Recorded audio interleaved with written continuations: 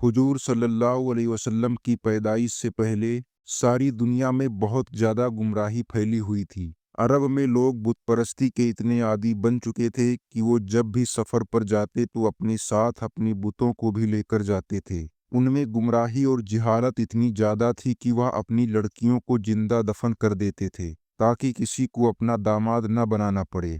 इस गुमराही के दौर में हुजूर सल्लल्लाहु अलैहि वसल्लम की पैदाइश हुई, लेकिन पैदाइश से 50 साल पहले ही आप सल्लल्लाहु अलैहि वसल्लम के लिए माहौल तैयार किया गया। रिवायतों में आता है कि जमजम का कुआं जो हजरत इस्माइल अलैहिस्सलाम की एड़ियों से जारी हुआ था, उसे बाद में एक कबीले वालों ने दुश्मनी में आकर बंद कर दिया था। इसी तरह 300 साल गुजर गए और जमजम का कुआं इसी तरह बंद रहा और लोग भूल गए कि यहाँ मक्का में कोई जमजम का कुआं भी था। एक दिन हुजूर सल्लल्लाहु अलैहि वसल्लम के दादा अब्दुल मुत्तलिब रात में सोए हुए थे तो उन्हें ख्वाब में एक इंसान नजर आया जो कह रहा था कि पाक पानी का कुआं खोदो।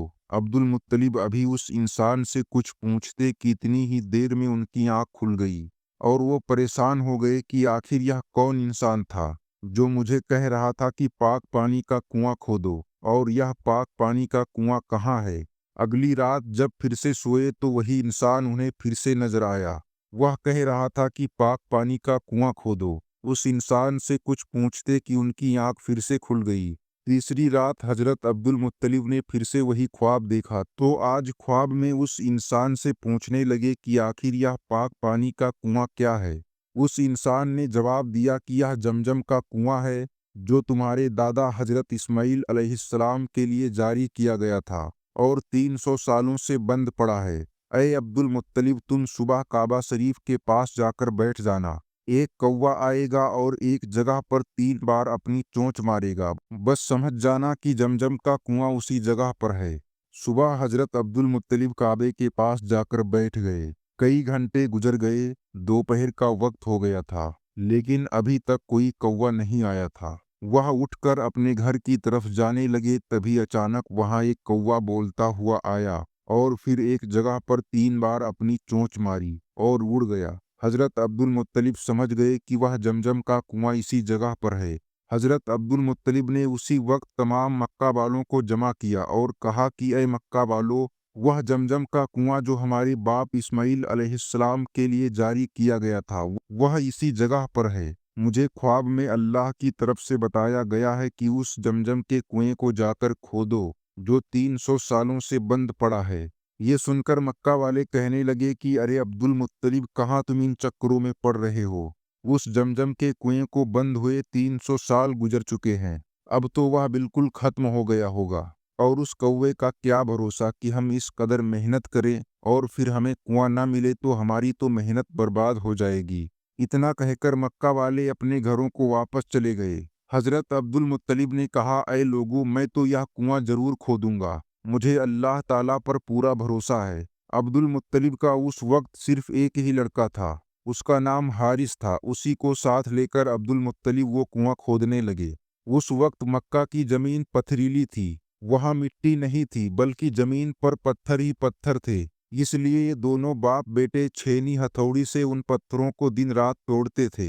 रोजाना सुबह को आ जाते और पत्थरों को तोड़ना शुरू कर देते। इसी तरह कई महीने गुजर गए, लेकिन जमजम का कुआं नहीं मिला। अब तो लोगों ने मजाक उड़ाना भी शुरू कर दिया। एक दिन दोपहर की कड़ी धूप में पत्थरों को तोड़ते हुए हजरत अब्दुल मुत्तलिब बहुत ज्यादा परेशान हो गए तो अल्लाह के सामने हाथ फैलाकर कहने लगे, ऐ मेरे मौला, अगर आज मुझे जमजम का कुआं मिल गया तो अगर आपने जिंदगी में मुझे 10 लड़के दिए हैं तो उनमें से एक लड़का आपकी राह में कुर्बान कर दूंगा। ये दुआ मांगने के बाद हजरत अब्दुल मुत्तलिब ने हथौड़ी से जैसे ही अगले पत्थर पर वार किया तो एकदम से पानी का एक फव्वारा ऊपर को उठा और फिर देखते ही देखते नीचे से पानी निकलने लगा। पानी निकलता देख सारे मक्का वाले जमा हो गए और बहुत खुश हुए क्योंकि मक्का में पानी आसानी से नहीं मिलता था। अब्दुल मुत्तलिब ने कहा, भाग जाओ ऐ मक्का वालों यहाँ से। आज से इस जमजम के कुएं पर सरदारी मेरे खानदान की रहेगी, लेकिन हाँ, तुम सब इसका पानी पी सकते हो। जमाना गुजरता गया। हजरत अब्दुल मुत्तलिब को अल्लाह ताला ने 15 लड़के दिए جب سارے لڑکے جوان ہو گئے تو ایک دن عبد المطلب نے اپنے سارے لڑکوں کو جمع کر کے کہا کہ میرے بچوں، جب میں جمجم کا کنواں کھود رہا تھا تو میں نے اللہ سے نظر مانی تھی کہ اگر یہ جمجم کا کنواں مجھ سے آسانی سے کھد گیا تو میں اللہ کی راہ میں ایک لڑکے کو قربان کروں گا۔ میرے بچوں، کیا تم قربان ہونے کے لیے تیار ہو؟ سارے لڑکوں نے کہا، ابا جان، آپ ہم 15 لڑکوں میں سے جس کا بھی ہاتھ پکڑ لیں گے وہ اللہ کے راہ میں قربان ہونے کے لیے تیار ہے۔ عبد المطلب کہنے لگے کہ میں ایسا نہیں کروں گا، یہ ناانصافی ہوگی، اس لیے میں 15 پرچیاں بناؤں گا اور سب میں لکھوں گا کہ اس لڑکے کو نہیں ذبح کرنا ہے، لیکن ایک پرچی میں لکھ دوں گا کہ اس لڑکے کو ذبح کر دینا ہے۔ اب وہ پرچی جس لڑکے کے ہاتھ میں آئے گی اسے اللہ کے لیے ذبح ہونا پڑے گا۔ سب نے کہا، ٹھیک ہے ابا جان، ہم تیار ہیں۔ پرچیاں بنا کر اڑائی گئی۔ سارے لڑکوں نے اپنی اپنی پرچیاں کھولی تو سب کے میں نکلا کہ اس لڑکے کو نہیں ذبح کرنا ہے، لیکن جب حضور صلی اللہ علیہ وسلم کے باپ حضرت عبداللہ نے اپنی پرچی کھولی تو اس میں لکھا تھا کہ اس لڑکے کو ذبح کر دینا ہے۔ ذبح والی پرچی حضرت عبداللہ کے ہاتھ میں دیکھ کر عبد المطلب بھی تڑپ اٹھے، کیونکہ حضرت عبداللہ لڑکوں میں سب سے چھوٹے تھے اور بہت زیادہ خوبصورت تھے۔ حضرت عبد المطلب اپنے سارے لڑکوں میں سے سب سے زیادہ عبداللہ سے محبت کرتے تھے، اور مکہ والے بھی حضرت عبداللہ سے ان کی شرافت کی وجہ سے بہت زیادہ محبت کرتے تھے، لیکن عبد المطلب سردار آدمی تھے، اس لیے اپنی زبان سے پیچھے نہیں ہٹ سکتے تھے۔ ایک چھری اٹھائی اور عبداللہ کو ذبح کرنے کے لیے کھڑے ہو گئے۔ جب مکہ والوں کو خبر ہوئی کہ عبد المطلب اپنے بیٹے عبداللہ کو ذبح کرنے جا رہے ہیں تو سارے مکہ والے جمع ہو گئے اور عبد المطلب سے بحث کرنے لگے کہ کچھ بھی ہو جائے ہم عبداللہ کو ذبح نہیں ہونے دیں گے۔ عبد المطلب نے کہا کہ اے مکہ والوں، ہٹ جاؤ میرے راستے سے، میں اللہ سے نظر مان چکا ہوں کہ میں اپنے 10 لڑکوں میں سے کسی ایک کو اللہ کے لیے ذبح کروں گا۔ اتنی دیر میں عاص بن وائل جو مکہ کے بڑے سرداروں میں سے تھے، وہ سامنے آ کر کھڑے ہو گئے اور کہنے لگے کہ عبد المطلب آج چاہے تلواریں چل جائے اور خون کی ندیاں بہہ جائے، پھر بھی ہم عبداللہ کو ذبح نہیں ہونے دیں گے۔ عبد المطلب نے جب دیکھا کہ سارے مکہ والے ایک طرف ہیں اور میں اکیلا دوسری طرف ہوں تو کہنے لگے، اے مکہ والوں، ایک شرط پر میں عبداللہ کو چھوڑ دوں گا، وہ یہ ہے کہ نجران میں جو ایک جادوگر عورت ہے، اگر وہ کہہ دے کہ عبداللہ کو نہ ذبح کرو تو میں ذبح نہیں کروں گا، ورنہ آج میں عبداللہ کو ذبح کر کے ہی رہوں گا۔ مکہ والوں نے کہا، ٹھیک ہے، ہم نجران جائیں گے اور اس عورت سے معلوم کریں گے، وہ جو کہے گی ہم اس کے لیے تیار ہیں۔ اور پھر ایک بہت بڑا قافلہ مکے سے نجران کی طرف روانہ ہوا۔ 400 کلومیٹر دور نجران کا سفر طے کر کے یہ تمام لوگ اس جادوگر عورت کے پاس پہنچے اور اسے ساری باتیں بتائی تو اس جادوگرنی نے کہا کہ تم لوگوں میں اگر کسی بندے کو قتل کر دیا جاتا ہے تو اس کے بدلے میں تم کیا معاوضہ لیتے ہو؟ سب نے کہا، ہم اس کے بدلے میں 10 اونٹنی معاوضہ لیتے ہیں۔ اس جادوگرنی نے کہا، تو پھر ایک پرچی میں 10 اونٹنی لکھو اور دوسری پرچی میں عبداللہ کا نام لکھو۔ عبد المطلب ان میں سے ایک پرچی کو اٹھائیں، اگر اس پرچی میں عبداللہ کا نام نکلے تو دوسری پرچی پر 10 اونٹ اور بڑھا دو اور عبداللہ کو بچا لو۔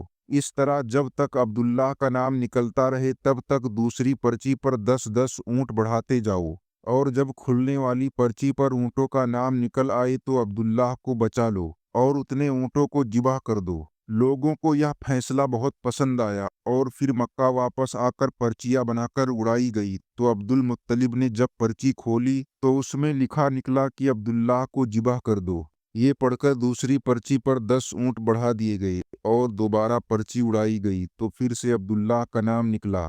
یہ دیکھ کر دوسری پرچی پر پھر سے 10 اونٹ اور بڑھا دیے گئے، کرتے کرتے 90 اونٹ بڑھا دیے گئے، کیونکہ ہر بار حضرت عبداللہ ہی کا نام نکلتا جا رہا تھا کہ انہیں ذبح کر دو۔ آخر میں حضرت عبد المطلب نے کہا کہ اے لوگو، یہ آخری بار ہوگا، اگر اس بار بھی عبداللہ کا نام نکلتا ہے تو میں عبداللہ کو ذبح کر دوں گا۔ سبھی لوگ خاموش کھڑے تھے۔ عبد المطلب بھی بہت پریشان تھے کہ شاید اب اللہ کی مرضی ہے کہ عبداللہ کو ذبح کر دیا جائے، اور پھر آخری بار بھی ایک پرچی پر 100 اونٹ لکھا گیا اور دوسری طرف حضرت عبداللہ کا نام لکھا گیا، اور پرچی اٹھا کر اڑائی گئی تو اس میں لکھا ہوا تھا، ان 100 اونٹوں کو ذبح کرو، यह पढ़कर सबके चेहरे पर खुशी की लहर दौड़ उठी और सबने मिलकर एक बहुत तेज नारा लगाया और कहा कि चलो भाई, अब अब्दुल्लाह को छोड़ो और ऊंट को ज़िबा करो। लेकिन अब्दुल मुत्तलिब ने कहा, नहीं नहीं, अभी एक बार और किया जाएगा। दोबारा पर्ची उड़ाई गई तो दोबारा भी यही निकला कि अब्दुल्लाह को छोड़ो और ऊँटों को ज़िबा करो। सारे लोग खुश होकर कहने लगे, चलो ऊँटों को ज़िबा करो। लेकिन अब्दुल मुत्तलिब ने कहा, नहीं नहीं, अभी एक बार और किया जाएगा। और फिर तीसरी बार भी पर्ची उड़ाई गई तो तीसरी बार भी यही निकला कि अब्दुल्लाह को छोड़ो और ऊँट को ज़िबा करो। ये पढ़कर सारे लोग खुशी से झूम उठे और अब्दुल मुत्तलिब ने भी अपने बेटे अब्दुल्लाह को गले से लगा लिया और फिर 100 ऊँटों को ज़िबा किया गया। दोस्तों, इसके आगे का किस्सा कुछ दिनों के बाद अपलोड किया जाएगा। इसी तरह के सच्चे वाक़ये सुनने के लिए हमारे चैनल को सब्सक्राइब करें। अगर आपको हमारी यह वीडियो पसंद आई हो तो लाइक करना और अपना एक प्यारा सा कमेंट करना ना भूलें। अस्सलामु अलैकुम रहमतुल्लाहि व तआला बरकातहू।